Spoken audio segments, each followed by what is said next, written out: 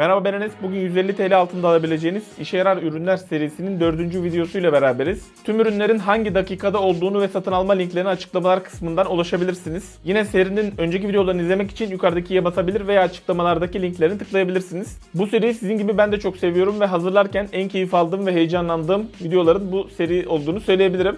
Bu serinin devam edebilmesi için videoyu beğenmeyi ve daha fazla kişiye ulaşabilmemiz için arkadaşlarınızla paylaşırsanız çok mutlu olurum. Son olarak indirim, fırsat ve kuponları paylaştığım Telegram kanalıma buradan katılabilirsiniz. Vakit kaybetmeden ilk ürünümüzden başlayalım. Polo markasının bir Bluetooth hoparlörü. Bu hoparlör BİM'e gelmişti. Uygun fiyatlı işe yarar hoparlör araştırırken bu hoparlör karşıma çıktı ve bu videoda konuk olabilmesi için bu hoparlörü satın aldım. Hoparlörün 3 wattlık bir son ses seviyesi bulunuyor. 3 watt'a göre beni çok şaşırttığını söyleyebilirim. Sanki 10 wattlık bir hoparlörmüş gibi son ses seviyesi yüksek. Ancak son ses seviyesinde bir miktar bozulma olabiliyor. %70, %80 seviyesinde kullandığınız zaman gayet temiz ve net bir ses duyuyorsunuz. Ses kalitesi olarak hani bir JBL değil ancak fiyatına göre gayet başarılı bir ses kalitesi sunuyor. Yine bas performansı olarak bir woofer bulunmuyor arkasında. Yani çok üstün bir bas performansı bulunmuyor. Ancak dediğim gibi yani sesteki netlik olarak çok yüksek seslere çıkmadığınız sürece gayet temiz ve net bir şekilde müzik dinleyebiliyorsunuz. Malzeme kalitesi de ele alındığında fiyatına göre gayet başarılı. Kutu üzerinde suya karşı dayanıklılıkla alakalı bir bilgi bulunuyor ancak herhangi bir sertifikasyon belirtmemişler. Yani sulu bölgelerde kullanırken biraz daha dikkat etmenizde fayda var. Üst bölümde kontrol butonlarını ses arttırıp azaltma ve bu tuşlar ile şarkı değişimi de yapılabiliyor. Arkadaki kapaklı olan yerde ise USB girişini, microSD kart girişini, AUX girişini ve şarj girişini görüyoruz. Yani bu Bluetooth hoparlörü hem microSD kart üzerinden hem de direkt USB üzerinden MP3'te yükleyebiliyoruz. Hafıza kartı olarak 32 GB'a kadar desteklediği yazmış. Ancak 64 GB'lık ben kart taktığımda da sorunsuz bir şekilde MP3'leri oynatabildi. Hoparlörün yanında bir askı ipi de geliyor ve bu şekilde ipe takarak da kullanabiliyorsunuz. Ön bölümünde mesh bir ızgara bulunuyor. 1200 mAh'lik bir kapasitesi bulunuyor. 7 saat boyunca kullanım imkanı sunuyor. Hoparlörde Bluetooth 5.0 bulunuyor. Sesin gidip gelmesi gibi herhangi bir sorunla karşılaşmadım. Hoparlörün bir mikrofonu da bulunuyor. Bu sayede telefon görüşmelerini de direkt hoparlör üzerinden yapabiliyorsunuz. Bu şekilde şu an bu hoparlörün mikrofonu üzerinden sesimi duyuyorsunuz. Bu şekilde uzaklaşıyorum. Sesimi net bir şekilde size aktarabiliyor mu? Yani bu mesafeden bir görüşme yaptığınız zaman sesinizi karşı tarafa hoparlörün mikrofonu bu şekilde aktaracak. Videonun başında söylediğim gibi bu hoparlör A101 BİM'e de gelmiş ancak o zaman 50 TL'ymiş. Bu hoparlör de enflasyondan nasibini almış ve şu an itibariyle 70 TL'ye satılabiliyor. Bence giriş seviyesi bir hoparlör olarak düşünüldüğünde ses kalitesi olarak oldukça başarılı olduğunu söyleyebilirim. Hani bir JBL'ler kadar olmasa da fiyatına göre gayet tatmin edici seviyede müzik dinleyebiliyorsunuz. Bütçeniz uygunsa tabii ki JBL Go 2 modelini veya JBL Go 3 modelini almanızı tavsiye ederim.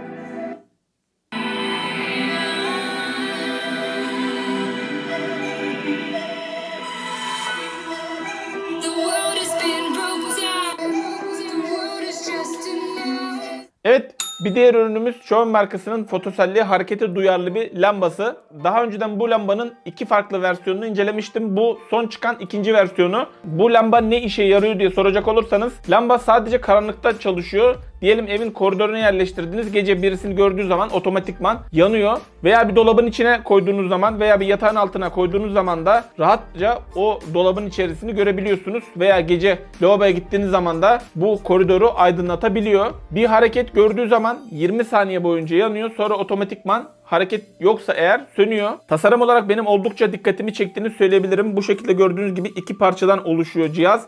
Ve bu şekilde kafasını 360 derece istediğiniz yöne doğru oynatabiliyorsunuz. Bu bölümdeki yapışkanı duvara yapıştırıp bu şekilde cihaza yapıştırdıktan sonra yönünü istediğiniz gibi ayarlayabiliyorsunuz. Bu oldukça kullanışlı ve pratik olmuş. Cihazın 120 derecelik bir görüş açısı bulunuyor. Önden 6 metre, yanlardan ise 2,5 metrelik hareketleri algılayabiliyor. Bu şekilde lambanın altını açtığımızda 3 büyük pille çalışıyor. 2 farklı parlaklık seviyesini bu bölümden ayarlayabiliyoruz. 2800 Kelvinlik bir sıcak sarı bir renk veriyor. Ürünün pili olarak kataloğunda 8 ay gibi bir süre belirtmişler. Eğer kaliteli pil de koyarsanız içerisine 4-5 ay boyunca pil değişimine ihtiyaç duymadan kullanabilirsiniz cihazı. Dediğim gibi 2 farklı parlaklık seviyesi bulunuyor. İlk parlaklık seviyesi oldukça yüksek ve gayet yeterli bir şekilde istediğiniz yeri görebiliyorsunuz. Diğer düşük olan ise daha düşük yapılmış ve gece bu lambayı gördüğünüz zaman da herhangi bir rahatsızlık hissiyatı uyanmıyor. Çok aşırı bir parlaklığı bulunmuyor yani. Ben burada gördüğünüz gibi motosikleti bağladığım yer epey karanlık olduğu için oraya takmak için aldım bu cihazı.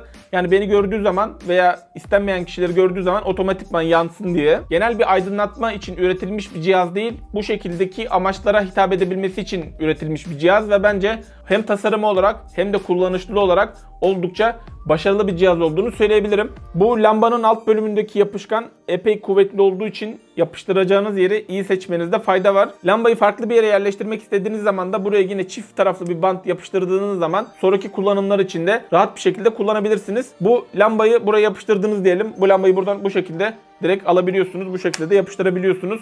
Bu kaidenin alt bölümünde de bir metal bulunuyor ve bu şekilde mıknatısı olarak da buraya yapışıyor. Yine bu kısımda da bir mıknatıs bulunuyor. Yani bunu buzdolabına da yapıştırabiliyorsunuz. Ancak ağır bir cihaz olduğu için aşağı doğru kayıyor ve buzdolabında da kapağı açılıp kapandığı için düşebilir. Yani oraya da yapışkan kullanmanızda fayda var. Ekstra bir bilgi olarak bu cihazın kapanma özelliği bulunmuyor. Yani komple hareket sensörünü kapatma özelliği bulunmuyor. Pilini çıkartmanız gerekiyor. Yine bu şekilde loş ortamda dahi bu cihaz çalışmıyor. Karanlık veya çok az aydınlık olan ortamlarda çalışıyor. Aydınlıkta herhangi bir şekilde yanıp da pilini bitirme gibi bir durumda söz konusu değil. Evet, bir sonraki ürünümüze geldiğimizde UFO'nun ayak ısıtıcısı diyebilirim. Bütün videolarda şurada gördüğünüz ve 3-4 aydır da kışın başından beri kullandığım bu ısıtıcıyı da bu videoya eklemek istedim. Ben bu odayı klima ile ısıtıyorum ancak oda ne kadar ısınsa da ayaklarım ısınmıyordu. Ben de buna bir çözüm araştırırken bu ürüne denk geldim ve bu kadar işime yarayacağını açıkçası tahmin etmedim. Ürünün 5 farklı renk seçeneği bulunuyor. Ben ceviz rengi olanı aldım.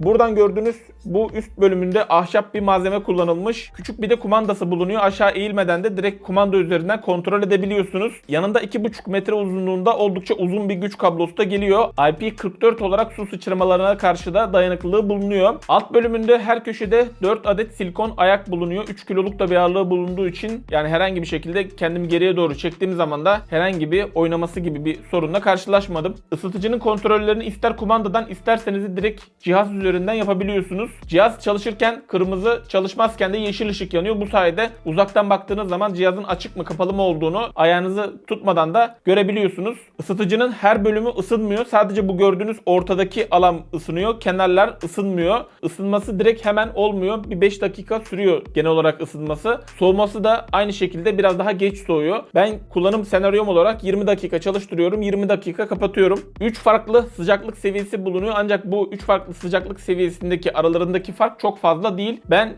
tüm kış boyunca hep birinci seviyede kullandım. Gayet tatmin edici seviyede ısıtma elde edebildim. Ancak burada şu şekilde bir durum bulunuyor. Yani bunu terlikle ayağınızı koyduğunuz zaman terlikten ayağınıza bir sıcaklık geçişi olmuyor veya ayakkabıyla kullanıma uygun değil. Aynı şekilde çıplak ayakla kullandığınız zaman da bu sefer ayağınıza fazla bir sıcaklık verebiliyor. En ideal olarak çorapla kullanmanızı tavsiye ederim. Yani çorapla kullanıldığı zaman da ayağınız sürekli üzerinde dursa dahi herhangi bir şekilde ayağınızı yakmıyor. Yani böyle tatlı bir sıcaklığı var. Yine hafif eğimli olduğu için de ayak yükseltici veya ayak desteği gibi de düşünebilirsiniz. 110 wattlık bir tüketim gücü bulunuyor. Akım ölçerle yaptığım testte burada gördüğünüz gibi değerleri elde ettim. Tüm kış boyunca günlük olarak 3-4 saat boyunca çalıştırdım bu ısıtıcıyı ve elektrik faturasında bariz olarak bir artış hissetmedim açıkçası. Yani diğer elektrikli ısıtıcılara göre daha az bir güç tüketimi olduğunu ben tecrübe ettim. 2,5 metrelik oldukça uzun bir kablosu olduğu için de illaki bu şekilde masa altında değil farklı yerlere de rahat bir şekilde taşıyabiliyorsunuz. Benim için ilk başlarda negatif bir özelliği olarak bu cihazı açık unutuyordum. Alt bölümde olduğu için ışını da kontrol etmeden direkt odadan çıkıyordum ve bütün gece boyunca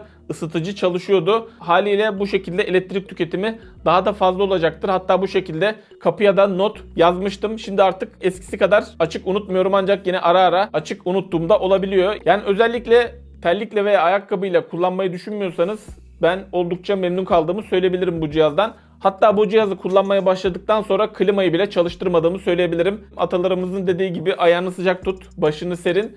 Evet, bir sonraki ürünümüz portatif katlanır kamp sandalyesi. Daha önce büyük tipte bir sandalye kullanıyordum ve bir yere sığdırmak veya taşımak pek pratik olmuyordu açıkçası. Arabanın arkasında daha az yer kaplasın diye küçük bir sandalye araştırırken bu modeli gördüm. Küçük bir çanta ile geliyor. Çantanın taşıma kenarında bir tutma yeri de mevcut. Ürünün internetteki yorumlarını okuduğumda ben de almadan önce kurulumu için biraz zahmetli gibi düşünüyordum. Ancak 30 saniye gibi kısa bir süre içerisinde sandalyeyi kurabildim. İlk kurulumda kumaştaki gerginlikten dolayı biraz zorlanabilirsiniz. Siz benim gibi yapmayıp ilk olarak kumaşı geçirip sonra demiri yerine takarsanız daha kolay bir kurulum olacaktır. Cihazı 110 kiloya kadar rahat bir şekilde kullanabiliyorsunuz. Yine bu ürün daha önce A101'e veya BİM'e gelmiş, ancak alüminyum versiyonu gelmiş. Bu cihazın 1.8 kiloluk bir ağırlığı bulunuyor. Alüminyum olan ise 0.8 kilo. Yani bu cihazın genel malzeme kalitesi olarak bir sınıf daha üst modelde olduğunu söyleyebilirim. Kumda veya çamurlu yerlerde kullanmak için uygun değil. Bacakları bu yerlere batabiliyor. Sert zeminde kullanmak daha doğru olur. Rahatlık olarak daha önce kol dayamalı bir model kullandığım için ona göre daha konforlu hissettirdi. Oturduğumuz zaman da herhangi bir güvensizlik hissiyatı oluşmuyor. Çocuklar da rahat bir şekilde kullanabilir. Eski kol dayamalı sandalyemde 30 dakika boyunca oturduğum zaman kenarlardan batmalar oluşuyordu. Ancak bu sandalyede örtünün geçtiği kısımlar iyice kenarlarda olduğu için biz sadece kumaşın üzerine oturuyoruz ve daha konforlu ve rahat oluyor. Ancak 1.8 kiloluk ağırlığı olduğu için de yürüyerek bir gezi yapacaksanız ağırlığı uzun süre taşımak için biraz fazla gelebilir. Daha çok araç arkasına koymak için veya motosiklet ile geziler için uygun diyebilirim. Fiyatı diğer katlanır sandalyelere göre bir miktar daha pahalı. Ancak bu sandalyenin esprisi daha kolay taşınabilmesi ve daha az yer kaplaması. Kullanıcı yorumlarını da ben de araştırarak aldığım için bu ürünü uzun kullanımda da kolay bir şekilde deforme olmadığı yazıyordu. Ancak kilonuz biraz fazlaysa, yani 100 kilonun üzerindeyse kenardaki kısımları bir ayakkabıcıda 2-3 kat daha dikiş attırdığınız zaman daha da uzun bir kullanım süresi elde edebilirsiniz katlanır sandalyeden. Bir sonraki ürünümüze geldiğimiz zaman bir masaj tabancası diyebilirim. Uzun süredir bu omzumda donuk omuzla alakalı bir tedavi sürecinden geçiyorum ve halen daha bu süreç geçmedi ve gittim, fizyoterapist bu cihazı kullanıyordu. Ben de internetten araştırdığımda epey popüler olduğunu ve kullanan kişilerin de memnun olduğunu gördüm ve kendim için de satın aldım. Bu masaj aleti genel olarak direkt tedavi amaçlı değil, yardımcı veya rahatlama amaçlı, kasları gevşetmek için, yorgunluk, tutulma veya kronikleşmemiş ağrılar için kullanılması için tavsiye ediliyor. Bu aynı cihaz farklı markalarda da satılabiliyor. Genel olarak hepsi aynı cihaz. Arka bölümünde bir açma kapama düğmesi ve buraya bastığınız zaman sıra sıra gücünü arttırabiliyorsunuz. 6 farklı kademesi bulunuyor. En son yüksek kademedeyken bir daha bastığınız zaman cihaz otomatikman kapanıyor. Yanında şarj aleti ve 4 farklı kullanım senaryosu için ayrı başlık geliyor. Bu iki başlı olan başlığı omurganın iki yanı için kullanıyoruz. Bu top şeklinde olanı genel rahatlatma amacıyla dikkat etmeniz gereken bir nokta, kemiklerin üzerinde tutmamanız gerekiyor bu top olan şekli. Burada gördüğünüz sivri olan bu iki parçayı ise noktasal ağrı olan yerlerde bekleterek kullanıyoruz. Ele aldığımızda genel malzeme kalitesi olarak fiyatına göre başarılı bulduğumu söyleyebilirim. Negatif bir kısmı olarak arka bölümünde herhangi seviye ayarlayabileceğimiz bir yer bulunmuyor. Yani bu şekilde bastığınız zaman 1, 2, 3, 4, 5, 6, bir daha bastığınız zaman kapanıyor. Arka bölümünde kırmızı da bir lamba yanıyor. Yine burada da bir şarj girişini görüyorsunuz. Cihazı ilk kullanmadan önce tamamıyla full şarj edin ve ilk kullanımdaki motorun kalibrasyonu için boştayken şarjını sonuna kadar bitirin. Sonra bir daha şarj edip o şekilde kullanmaya başlayın. Kullanım süresi olarak da kullandığınız seviyeye bağlı olarak 20-30 dakika arasında kullanım imkanı sağlıyor cihaz. Yine 1,5-2 saat içerisinde de %100 şarjına ulaşıyor. Genel olarak ben fiyatına göre memnun kaldığımı söyleyebilirim bu masaj aletinden. Satın alma linkini açıklamalar kısmından ulaşabilirsiniz. Evet, bir diğer ürünümüze geldiğimiz zaman hem kitap hem tablet hem de notebook koyabileceğimiz bir stand. Daha önceden burada görebildiğiniz gibi daha basit bir kitap tutacağı kullanıyordum.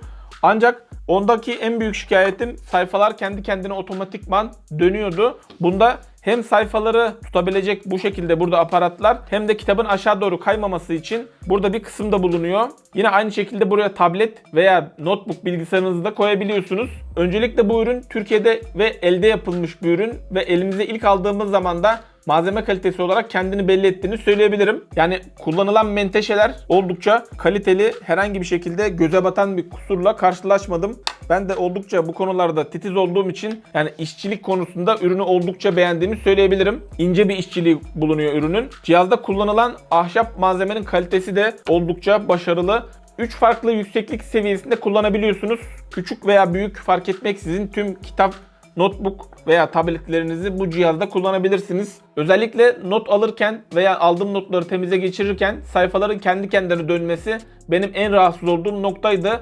Ve bu stand sayesinde de bu problemi çözdüğümü söyleyebilirim. Yine öne doğru eğilmeden de konforlu bir şekilde uzun okumalar yapmak için de bu standı kullanabilirsiniz. Daha uygun fiyata satılan kitap okuma standları var ancak bu tasarım olarak ve malzeme kalitesi olarak benim oldukça beğenimi kazandığını söyleyebilirim. Evet, son ürünümüze geldiğimizde Tronsmart markasının hem duvar şarj aleti hem de bir powerbank olan iki özellikli bir cihazı. Yani bunu hem bir powerbank olarak hem de bir duvar şarjı olarak kullanabiliyorsunuz. Type-C ve düz USB olarak iki farklı çıkışı bulunuyor ve 5000 mAh'lik bir powerbank kapasitesi de bulunuyor. Duvara taktığımız zaman hem kendisini hem de taktığımız cihazları şarj ediyor. Normalde lityum iyon pillerde bu şekilde bir pilin hem şarj olup hem de deşarj olması pilin ömrünü ciddi anlamda kısaltıyor. Ancak bu cihazda gelişmiş iki yönlü senkron şarj etme özelliği bulunuyor. Bu sayede bu olumsuz etkinin önüne geçilmiş. Yine burada gördüğünüz korumalar da bu cihazda bulunuyor. Yani adamlar ne koruma varsa bu cihaza eklemişler. Cihazın iki çıkışında da burada gördüğünüz VoltIQ akıllı şarj etme teknolojisi bulunuyor. Yani burada şarj ettiğiniz cihaz hangi güçte eğer güç istiyorsa direkt bunu bu cihaz üzerinden çekebiliyor. 12 wattlık ve 2.4 ampere kadar olan şarjı destekliyor bu cihaz. Yine powerbank özelliğini doldurabilmek için de kendisini fişe taktığımız zaman burada gördüğünüz gibi powerbank kısmı da çalışıyor. Boyutları bir kredi kartından da küçük, farklı ülkeler için kullanmak için de şarj başlıkları geliyor yanında. Yine bir kılıf da koymuşlar kutu içerisine. Üzerinde dokunmatik bir alan bulunuyor. Buraya dokunduğunuz zaman ne kadar şarjının kaldığını kendi üzerinden görebiliyoruz. Daha önce bu tarz bir ürün incelememiştim açıkçası. Bu üründe oldukça ilgimi çekti. Yani hem bir powerbank özelliği hem de bir duvar şarjı diyebiliriz bu ürün için. Tüm ürünlerin satın alma linkine açıklamalar kısmından ulaşabilirsiniz. Bu serinin daha fazla kişiye ulaşabilmesi için bu videoyu arkadaşlarınızla paylaşırsanız çok mutlu olurum. Videoda tanıttığım ürünlerin iki tanesi 150 TL'nin üzerindeydi. Bu son dönemdeki ekonomik artıştan dolayı artık ben de videonun konseptini 200 TL altı ürünler veya 250 TL altı ürünler olarak da değiştirmem gerekiyor sanırım. İndirim fırsat ve kuponları paylaştım. Telegram kanalıma buradan katılabilirsiniz. Video işinize yaradıysa beğenmeyi ve yeni videolarımı kaçırmamak için kanalıma abone olup zil butonuna basmayı unutmayın. Bir sonraki videoda görüşmek üzere. Hoşçakalın. Kendinize iyi bakın.